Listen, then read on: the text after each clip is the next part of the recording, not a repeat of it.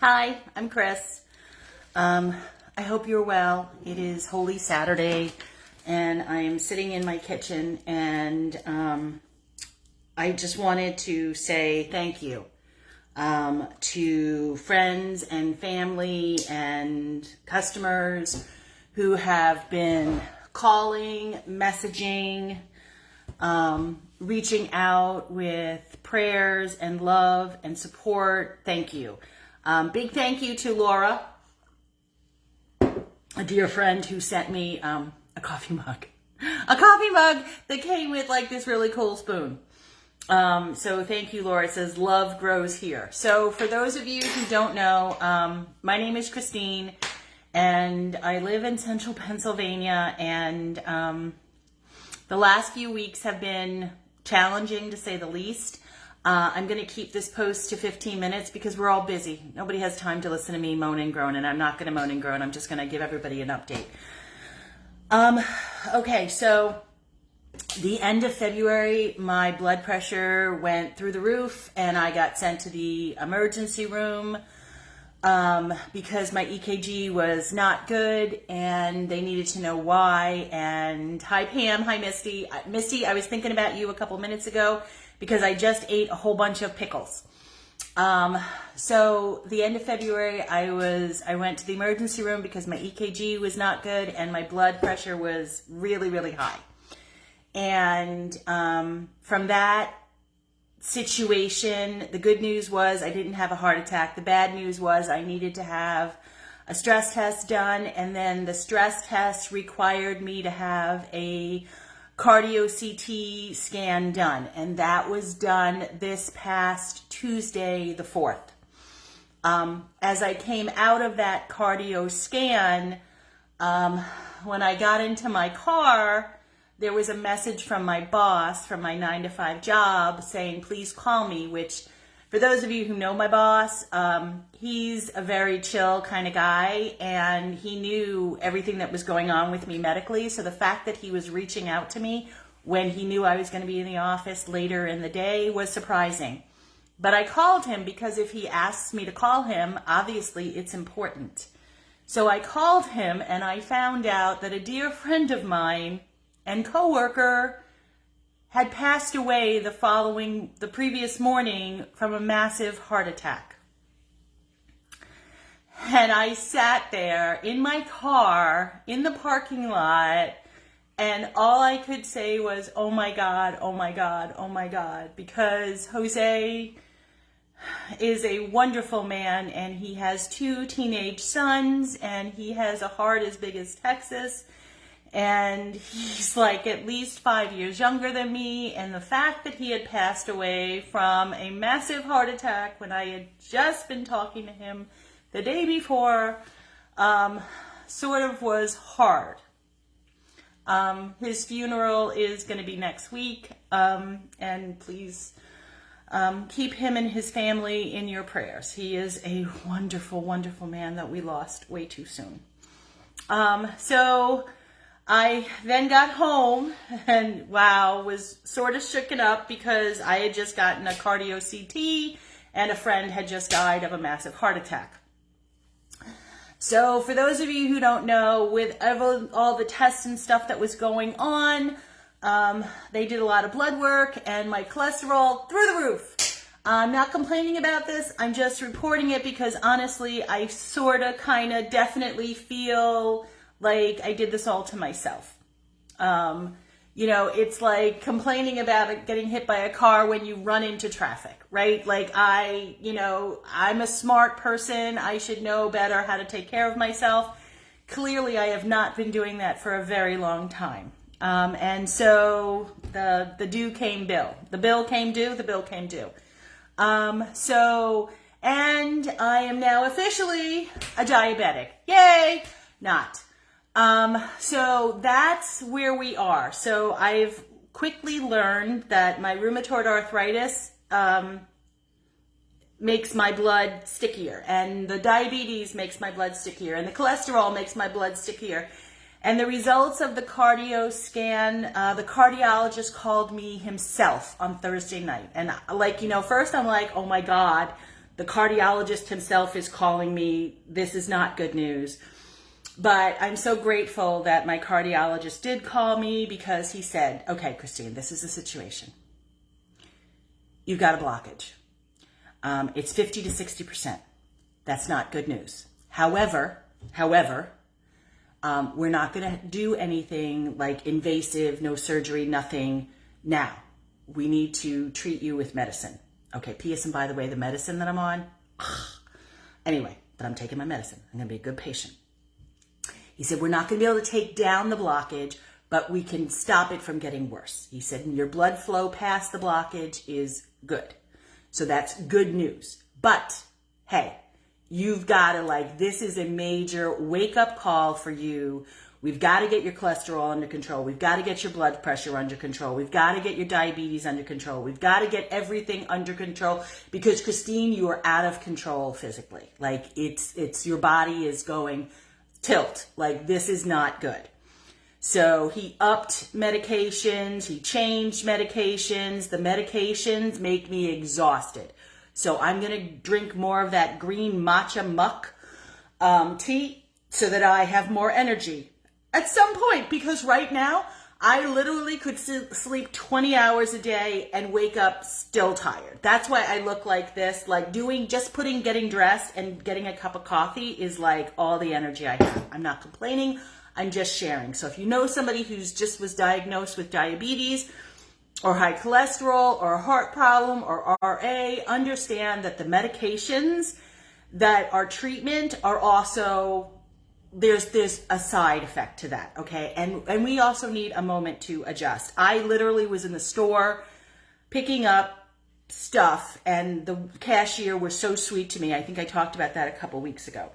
But I only have 15 minutes, so I want to get through the big stuff. Okay, for those of you who are loving the Ozempic, yes, I am now on Ozempic, which is a good news, because the people who take Ozempic for diabetes are experiencing weight loss too. That's awesome. However, I keep failing my blood test, which might not seem like a big deal, but I am a type A personality. And if you give me a test, I need to pass the test. And for years, I was pre-diabetic, and I was able to keep my numbers in check by cutting out carbs and watching what I was eating and all that other good stuff. Yeah, well, that's not working right now. So I'm not complaining. I'm just sharing where I am. I take my fasting blood sugar in the morning. It's the first thing I do before I take medication or drink a sip of coffee or anything. I take my fasting blood test. I cannot seem to get that number under 100. Normal is under 100. This morning it was 150. It's been as high as 180. So then, you take your blood, you eat something. I don't know why, because my blood is already too hot. But I eat something, and then you take it again. Now I'm at 231. So I just ate a whole bunch of pickles, because Missy had once said to me years ago, because she's got diabetes. I'm sorry, Missy, I don't mean to out you, but everyone knows Missy's got diabetes. She said pickles will bring down your blood sugar. So I just ate literally 5 pickles. And I'm going to take my blood sugar testing thing in an hour, and hopefully it comes down, because over 200 is really not okay. Okay, so this is a lot. And I'm a grown person, so I will handle all of this eventually. But if you have prayers to go up, please, thank you, Jesus, for saying prayers. If you have recipes or things that have worked for you, please share, because quite honestly, the Ozempic has, for the first time ever in a very, very long time, maybe decades, I'm not hungry. So now I'm eating because I know I need to eat. I'm not munching unconsciously.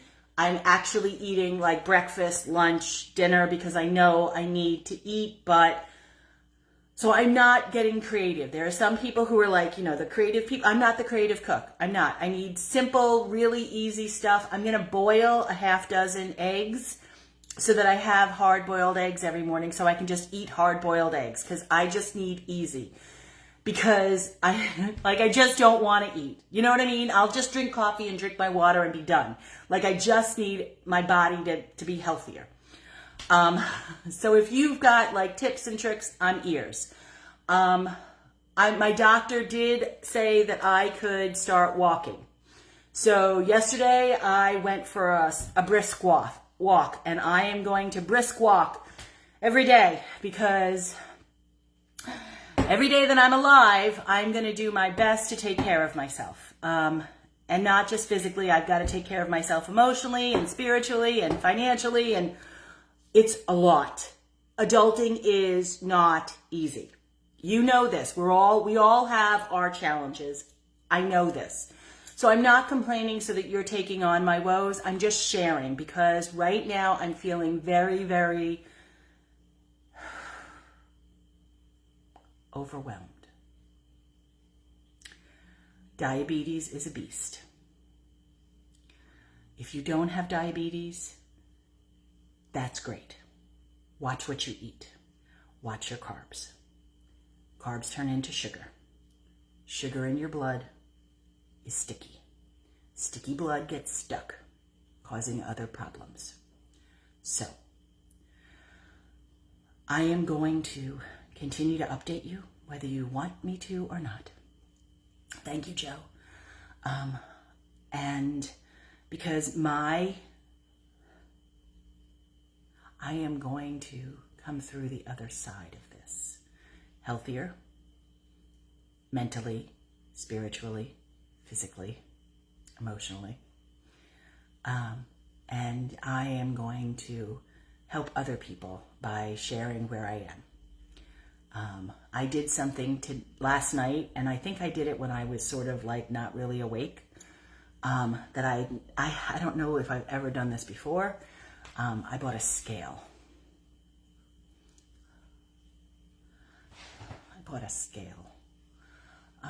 So I can track my weight, because I need to also watch that too.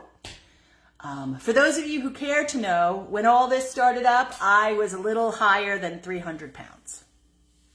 So when the scale comes tonight, I will let you know where I am. But I can tell you where I'm going. My goal weight is Wonderland. That's what the overweight people call, like, in the 100s. In a perfect world, I'll be 175. And then when I get to 175, I'll reassess where we're going. But I'm telling you right now, that's what's going on. So I'm going to watch what I eat, but I'm going to eat high protein. I'm going to drink the tea that I'm supposed to drink. I have a list. I have a list of things that I need to get. And on the list, yes, is medicine and pickles. I am buying a ham for Easter, but I'm not going to be eating any ham, because ham is off the list. But chia seeds and almond milk and steel cut oats and Premier shakes and turkey and fish, that's on the list. This is a lot. And you know, there's a lot of things going on in the world. A lot of people are hurting in a lot of different ways. I get it. And we all have struggles. But you know what they say, if you don't have your health, what do you have, right?